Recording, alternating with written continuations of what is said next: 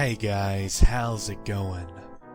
This is Natinator, and I'd like to start this off by saying Merry Christmas to you all. I hope you all have a great day and continue to have safe holidays and a happy new year. So, this is my little Christmas present to you, and thanks to Michael Whitehouse for providing yet another incredibly well-written story. It may be a little slow to begin with, but it sets the mood perfectly. It's titled The Christmas Tree.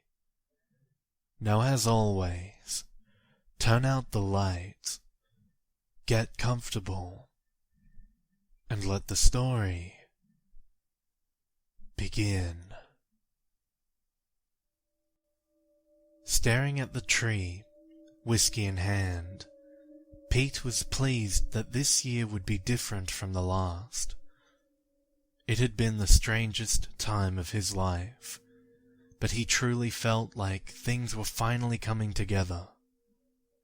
And when better to come together than at Christmas, a time he loved more than any other. In some ways, the past year had been like an eternity. In others, as if it had succumbed to time in the blink of an eye. But either way, he was glad to see the back of it. Staring at the Christmas tree, its beautiful lights casting a warm hue over the room, and the snow quietly falling outside as the sun set, Pete began to think of the past year, of his daughter Lana, and his wife Janet.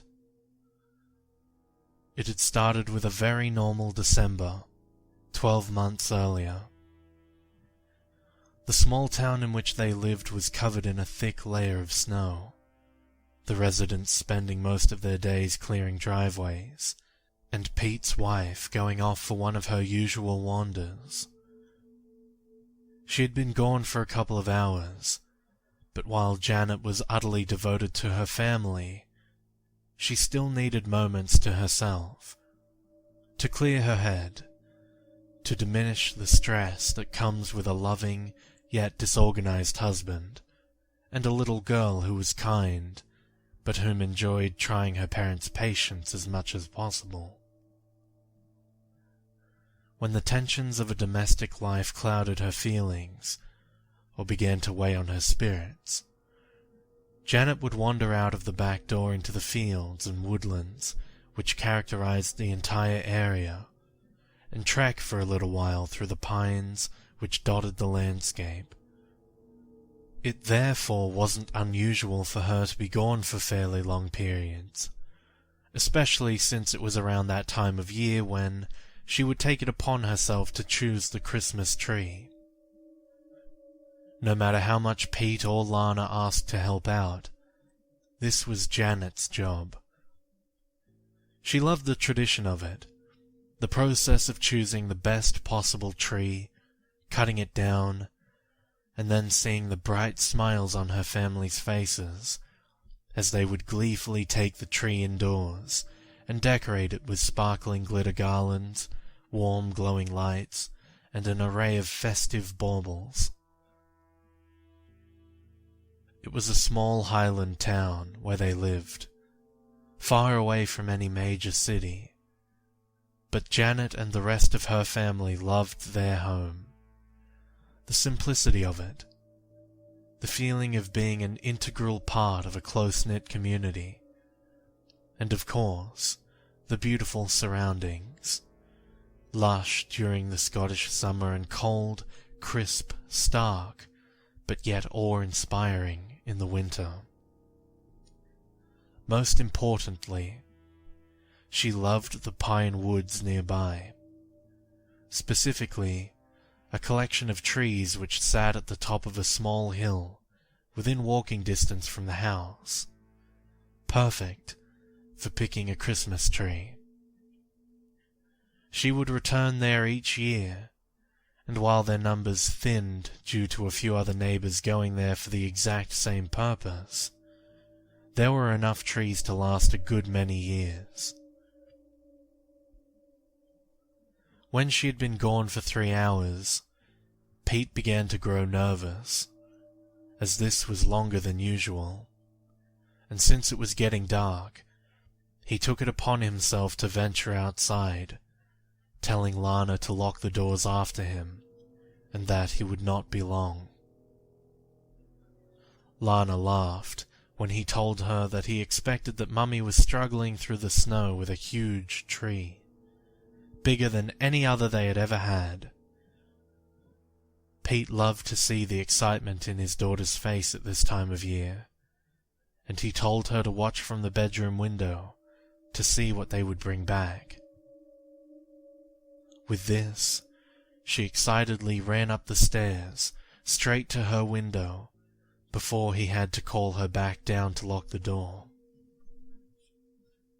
Gazing at the beautiful tree, he could remember that night like it was yesterday.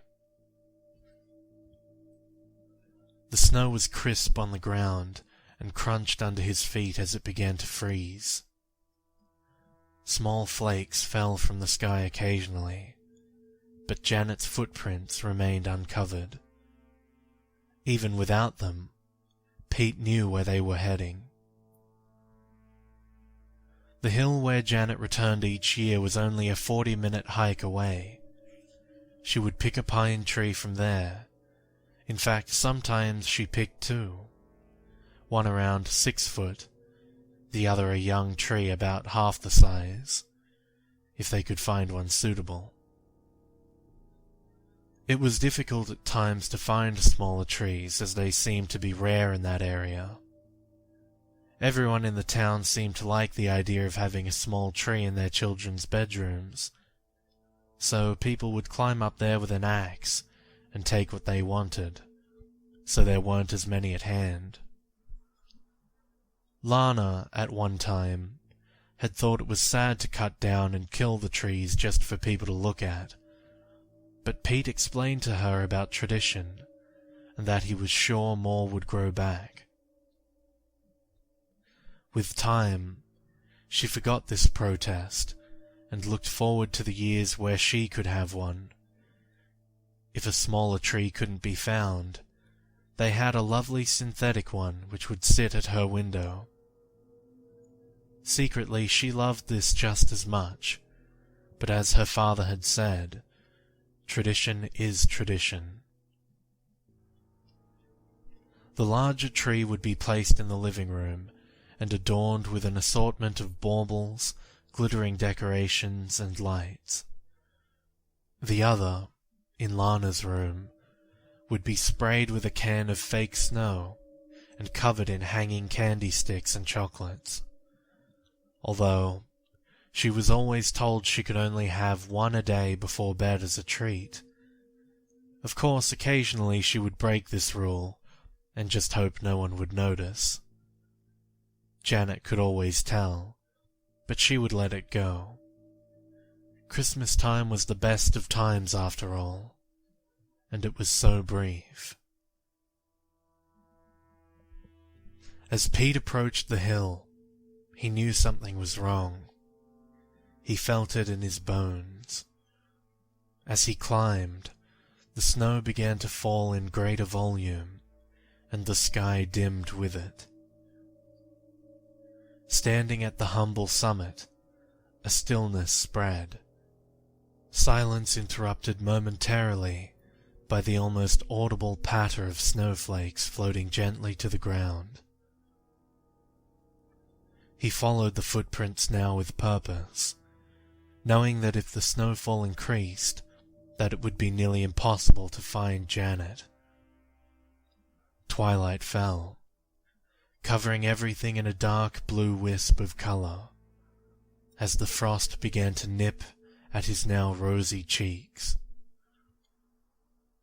The footprints bobbed and weaved their ways through the huge pines, finally stopping next to a wonderfully thick and vibrant tree, one which was perfectly suited for their purposes. The perfect size, almost 7 foot tall, a deep life-filled green, and a thick abundance of branches and pines, which made it almost impossible to visually penetrate its cover in such a light. But yet, Janet was nowhere to be seen, and as far as Pete could tell, there were no other tracks in the snow leading away in any direction. She had most certainly been here, but where had she gone? This was both puzzling and worrying. It seemed impossible, but there they were, Janet's last 2 footprints engraved in the ground, but the snow all around, virgin, undisturbed, and lacking all signs of life. It was as if she had just vanished into the night. Looking at the base of the tree, Pete ran his fingers over a deep gash in its trunk. There was no doubt about it. Janet had taken a few swipes at it with her axe. Then, for some unknown reason, she had left, or perhaps moved on to a tree she felt was more suitable. Surely not, though. This tree was perfect. That must have been it, though. She must have moved on. Perhaps there was some random, freakish flurry of snow which covered her tracks.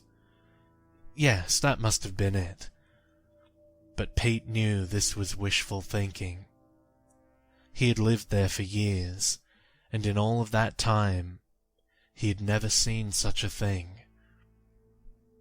And then he saw it. Several meters away, lying in the snow, was Janet's axe. He rushed over to the object, falling once as the snow deepened. Rising to his feet, it was now unmistakable. Yes, it was partially covered in snow, but it was Janet's axe all right. It lay there much like the footprints, isolated, but with the absence of any human imprints. It was as if the tool had been dropped from a great height, but Pete did not care to speculate. A sense of growing worry permeated his mind, as the thought of Janet lying somewhere injured increased his anxiety. Shouting his wife's name repeatedly drew no reply, as darkness now began to creep ever closer. If she was hurt, he would have to raise the alarm and get the town out looking for her, along with mountain rescue. She wouldn't survive long in the snow, in that biting cold. At this thought, the panic grew. Worry, fear, hurt that can only be felt through love. With torch in hand, he continued in the direction the axe had taken him. As he entered a thick den of pine trees, he noticed the broken branches littered on the ground, as if something had rushed past, tearing them apart and breaking them off on impact. Maybe Janet ran through here. The scale of the damage, however, looked too great to have been dealt by one person alone. Had he been in any other country, he would have assumed a bear was nearby, but they had been hunted to extinction in Scotland long ago, along with the wolves and any other predators. For a moment, his torch reflected off of something scuttling under a bush, but it looked more like an insect than anything else, and again, far too small to cause such devastation. Pete fixed his scarf, trying to cover his face as the frost bit deeper. But just as he did so, something caught his eye. Something on the ground. Shining his torch on what he at first thought to be a dead animal, was the crumpled body of Janet, lying still on the ground. A heart attack, they said. A heart attack. But Pete had seen her face. He had looked upon those eyes once so filled with kindness, transfixed in a frozen stare. Cold, glassy, black with fear. Her hands were clenched in front of her, and the pathologist told him that this was perfectly normal for one suffering such a massive heart attack in such low temperatures, as was the contorted look on her face, although, at the mention of this, Pete saw a flicker in the pathologist's eyes, which gave away that he was as puzzled by that look as anyone. A look Pete would never forget. Darling Janet, love of his life, mother of his children, dying alone in the cold, with lips pulled back over teeth in agony, frozen into an inhuman sneer. The whole ordeal had devastated him. If it hadn't been for their daughter Lana, for the necessity of her needs to be met before his own, Pete would have found it nearly impossible to have gotten through it. The past 12 months had been cluttered with reminders of an aching loss. As with any bereavement, the first time of doing something once shared without that person made the pain more acute. The first Christmas, the first day at work, the first walk to school, the first family get-together, every person's face etched in concern, accompanied by the usual well-meaning but empty traditions of, "How are you holding up? It must have been so difficult," and, "If there's anything I can do." Helping his daughter through the loss of her mother was all he had to make sure he could face another day. But that stopped now. They had been through the horror, through the denial, through the silent meals, through the lonely cries of despair at night, through the birthdays empty and somber. They had been through it all. All these firsts were over. It had been over 12 months since Janet's death, and Pete felt almost exhilarated by this. He still missed her every day. The pain would never truly leave him, but the feeling of accomplishment, of strength, something which he thought had deserted him, that he had endured, filled him for the first time with thoughts of the future. Thoughts that life does indeed go on, even when our dearest have gone before us. And what of his beautiful daughter? Dear, kind Lana. He may have felt compelled to bring her through the past year, but her empathy and strength had left him in awe. Characteristics which someone so young had no right to possess, but which were thankfully present nonetheless. When she had cried, he had been there, and on more than one occasion, when he lay sobbing, staring at that empty void of space in his double bed at night, Lana would waken and climb in beside him, and they would both cry together until they fell asleep. She was his rock, and by God, she was going to have the best Christmas she'd ever had. Pete had made a number of arrangements. He had spent a fortune on every gift imaginable. He'd filled the house with every food and treat that she enjoyed, and both Janet's parents and his own were flying in for Christmas dinner to be with their brave, sweet little granddaughter. He'd also organized for Lana's friends to have a sleepover on Boxing Day, which she had pleaded for, but Pete always knew he would give in eventually. She never asked for much, but this year, this Christmas, she would have more than she could imagine. The house was perfect, but there was one thing left to do. One thing that Pete had dreamt of since the night he found Janet's body. She had chosen that tree. It was going to be sitting in their living room, adorned with all manner of decorations. That was its purpose, its very reason for being.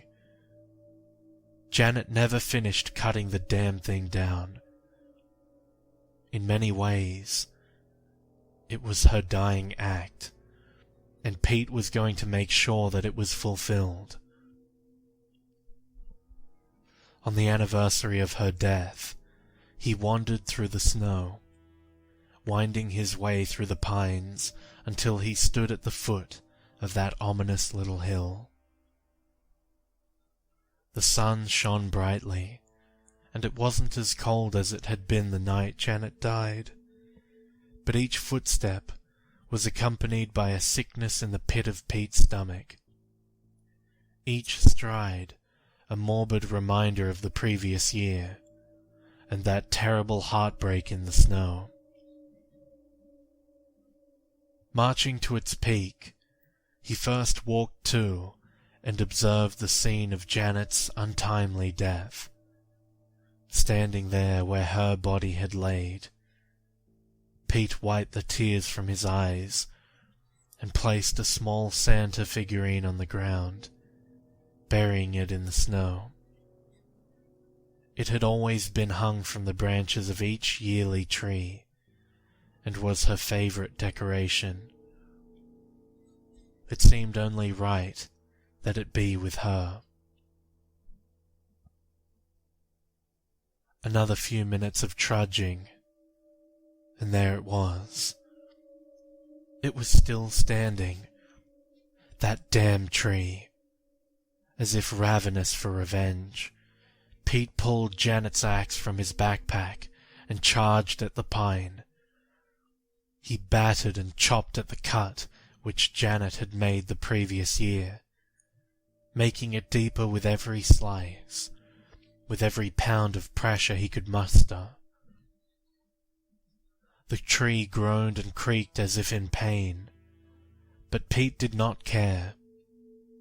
This tree was the final reminder of Janet's death. Whatever had happened that night, it happened because of that tree. As crazy as it seemed, it all made sense for a moment. And then, clarity was clouded by mundane reality.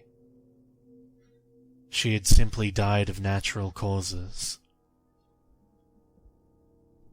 With the roar of cracked wood breaking under its own weight, the tree swooned and collapsed to the ground in defeat.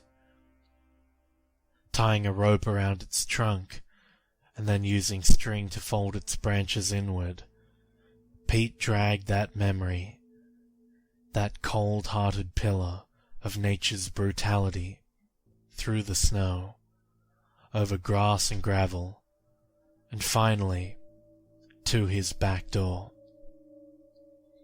He was victorious. With little thought for carpet or furniture, he dragged it up the stairs into the house and placed it in front of the window in the living room, wedging it upright into an old wooden stump that they had used as a stand every year. Breathless and covered in sweat, he stood back, looking at the tree standing tall over all it surveyed. "You picked a good one, love. You picked a good one." He held back tears and waited for Lana to return home from her friends. Pete put an old Christmas film on the television as they both decorated the tree together, singing, laughing, and being a family. There were moments, fleeting glances, when they caught one another's stare, a glance which showed pain buried deep down inside, one which said, "I miss her too." But it was Christmas, and the moments of grief passed, buffered by longer, caring periods of happiness. Contentment caressed smiles from ear to ear, and festive spirit once more filled that home, which had for too long been host to loss and anguish. As night began to fall, after Lana went to bed, earlier than usual because the excitement had worn her out, Pete decided to reward himself for the day's efforts. The lights were dimmed, and after pouring himself a large whiskey, he sat on the living room couch and stared at the tree, draped in tinsel garlands and adorned with bright white Christmas lights. It really was a sight to behold. The best tree they had ever had. "Here's to you, gorgeous," Pete said, lifting his drink to the sky in a symbolic gesture. Staring at the Christmas tree, its beautiful lights casting a warm hue over the room, and the snow quietly falling outside as the sun set, Pete began to think of the past year, of his daughter Lana and his wife Janet.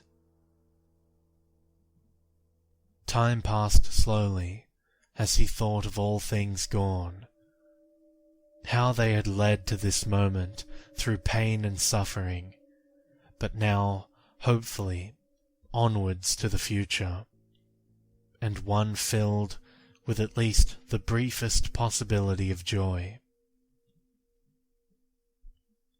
The glow from the tree reflected off of the window, but it penetrated far enough to illuminate the now thick blur of snow, falling to the ground gently outside.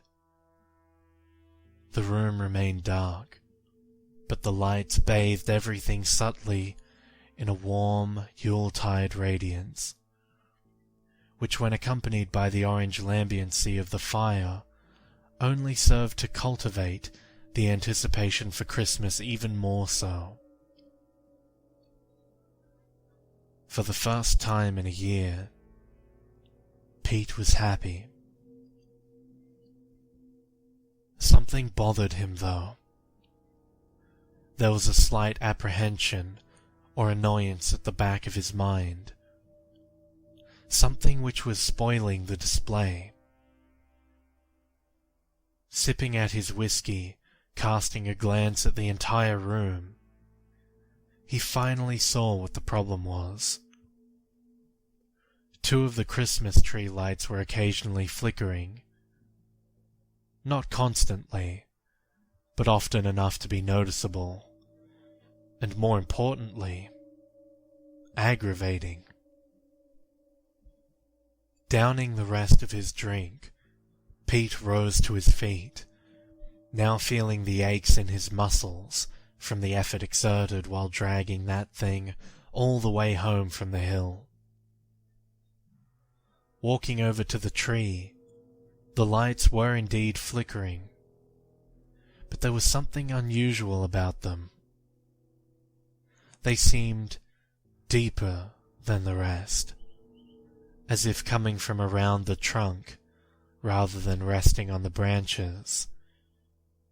Again, Pete was struck by how dark the interior of the tree was, that, even in the presence of many lights placed upon it, he could not peer or adequately see between the branches.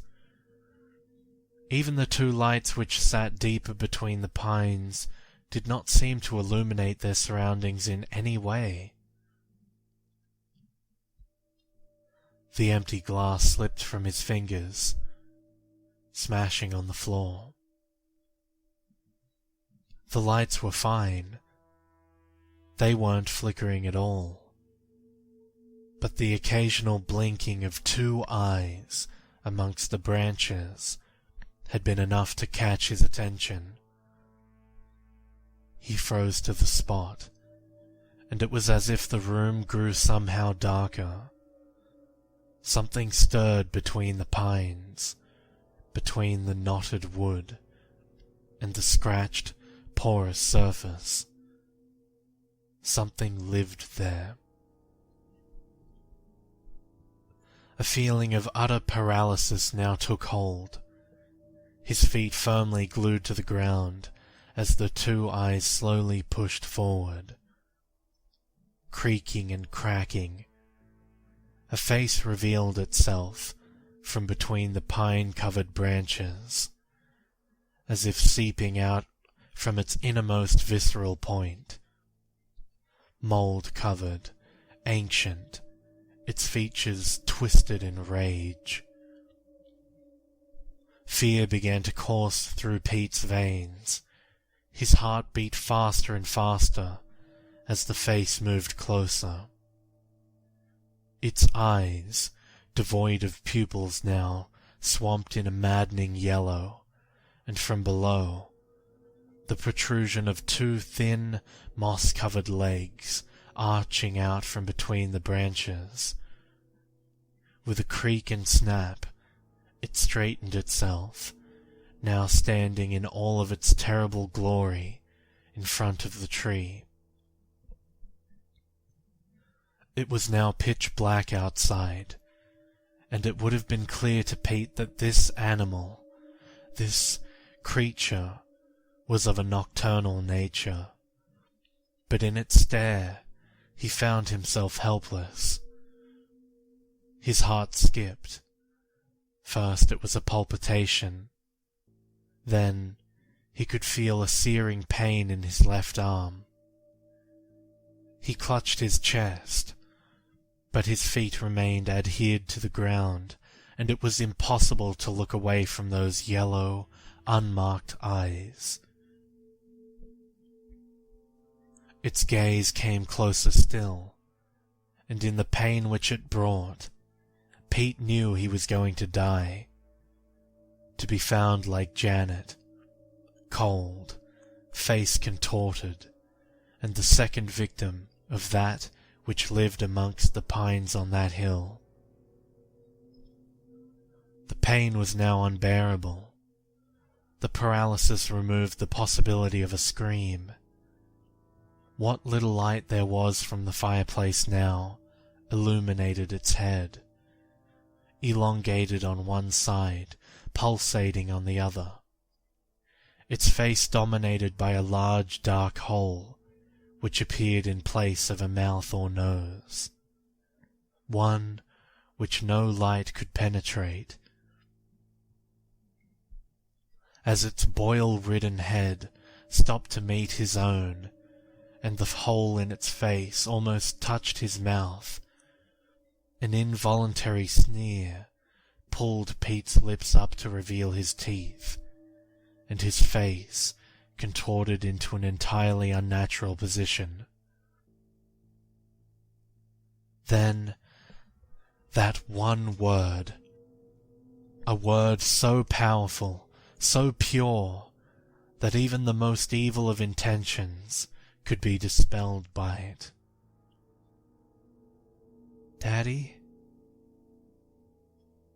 With the snap of wood, the gargoyle-like creature turned its wide yellow gaze to Lana, standing at the bottom of the stairs in her pajamas. Her scream echoed out into the night. Arms outstretched, its odd-numbered fingers moving with a stutter as its moss-covered legs groaned, carrying it forward in a peculiar, unbalanced motion towards her. Now Lana was paralyzed by its stare, and with each step closer, her face contorted more fiercely, and the pain in her chest brought her to the point of unconsciousness. As intense as its ancient gaze was, it was focused. So focused that it did not notice Pete clawing his way across the floor towards the kitchen. The wooden creature's unsure movements made it appear more like a puppet than a thing of autonomous purpose, and as it reached Lana, it cupped her face in its uneven hands and stared wide-eyed and pupilless into her face. Tears streamed down her cheeks.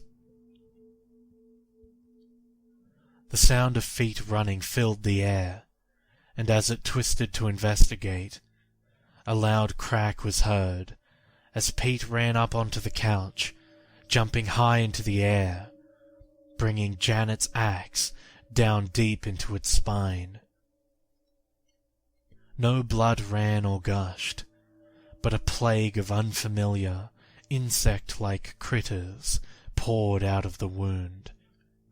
Instead of a howl of pain, the creature emitted a crescendo of strange squeals and clicks before throwing Pete to the ground and smashing through the back door.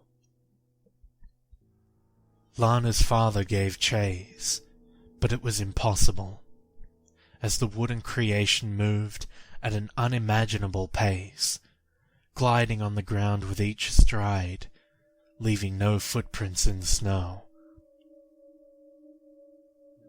After a visit to the nearest hospital, both Lana and her father were given a clean bill of health, but they never returned to that house, filled with memories of the good times, the happy times, of a mother, a wife, a kind soul, of birthdays and weddings, and of course, of Christmas time.